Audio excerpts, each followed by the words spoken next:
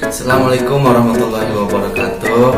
Perkenalkan, nama saya Ustaz Nawawi dari kelas 2C dengan NIM 200111063. Di video ini saya akan menjelaskan tentang penyakit pada anak usia dini yang sering terjadi di sekitar kita. Ini menurut pengalaman saya sendiri, dan yang mengalaminya adalah adik saya sendiri.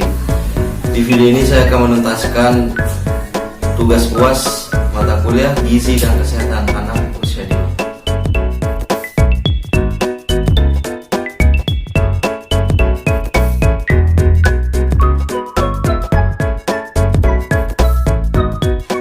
Penyakit yang diderita oleh adik saya sendiri ialah demam, batuk, dan pilek, yang dimana penyakit ini sering datang ketika musim penghujan dan musim yang tidak menentu.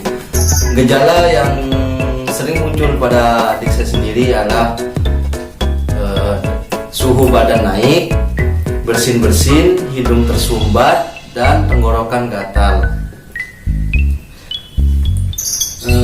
Ibu saya sering memberinya obat herbal seperti air madu dan air gula. Diperkirakan adik saya sembuh itu sekitar 3 hari, paling lambat 1 minggu. Jika sudah lewat dari 1 minggu, ibu saya langsung membawa adik saya itu ke dokter atau ke klinik terdekat.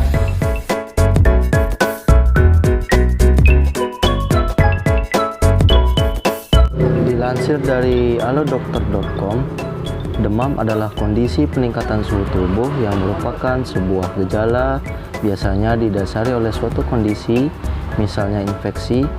Dengan mewaspadai penyebab demam, maka mengatasi demam pada anak akan lebih mudah dilakukan.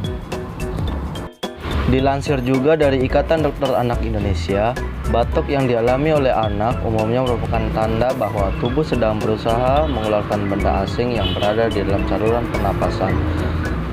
Batuk dapat hilang dengan sendirinya jika rangsangan reseptor penyebab batuk juga menghilang. Sekian video dari saya, mohon maaf jika ada salah kata. Semoga video yang saya berikan bermanfaat. Wallahul muwaffiq ila aqwamit thoriq.